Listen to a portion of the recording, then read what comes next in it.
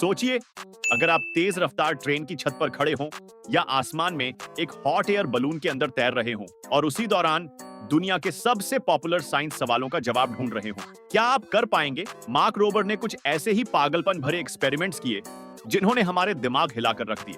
सबसे पहले सवाल, इंसान का बनाया हुआ सबसे पहला ऑब्जेक्ट जिसने साउंड बैरियर तोड़ा। आप सोच रहे होंगे बुलेट, रॉकेट या जेट प्लेन, लेकिन जवाब है हजारों साल पुरानी चाबुक, व्हिप। जब इसकी नोक हवा को चीरती है तब असली सोनिक बूम पैदा होता है।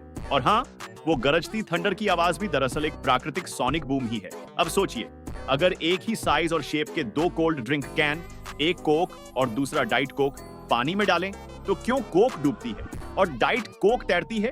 असल वजह है डेंसिटी। रेगुलर कोक में असली शुगर भरी होती है, जिससे वो पानी से थोड़ी भारी हो जाती है और डूब जाती है, जबकि डाइट कोक आर्टिफिशियल स्वीटनर की वजह से हल्की होती है और पानी पर तैर जाती है। यहीं से मार्क ने डेंसिटी का बड़ा खेल दिखाया।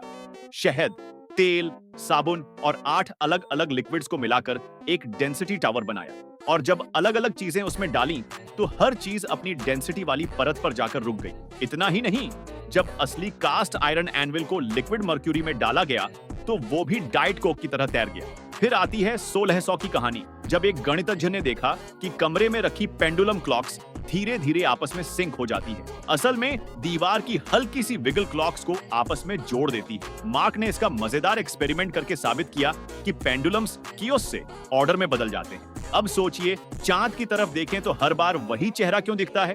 असली वजह है टाइडल लॉकिंग। चांद का शेप थोड़ा ऑब्लॉन्ग और अर्थ की ग्रेविटी हमेशा उसका एक ही हिस्सा खींचती रहती है। इसीलिए पूरी मानव सभ्यता ने सिर्फ वही चेहरा देखा है और हमेशा देखती रहेगी। लेकिन सबसे दिलचस्प सवाल, ट्रेन के अंदर कूदो तो वापस वहीं क्यों गिरते हो, लेकिन ट्रेन की छत पर कूदो तो पीछे क्यों चले जाते हो?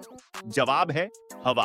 अंदर की हवा ट्रेन के साथ चल रही होती है, जबकि बाहर की हवा स्थिर होती है और ट्रेन तेजी से उसमें धंस रही होती है। यही वजह है कि ऊपर कूदने पर आप पीछे धकेल दिए जाते हैं। और फिर आया सबसे चर्चित मिथक, क्या ट्रेडमिल रनवे से प्लेन उड़ सकता है? जब मार्क ने मॉडल एयरप्लेन पर टेस्ट किया तो साफ निकला, प्लेन तभी उड़ता है जब उसके पंखों पर हवा बहे। जमीन की स्पीड नहीं, बल्कि प्रोपेलर और हवा मायने रखते हैं। अंत में मार्क और मटियो वापस हॉट एयर बलून में, जहां जवाब मिला कि बलून को स्टीयरिंग व्हील से नहीं, बल्कि अलग अलग ऊंचाई पर अलग अलग विंड्स पकड़कर दिशा बदली जाती है। यानी असली पायलट आधा इंजीनियर और आधा मौसम विशेषज्ञ होता है।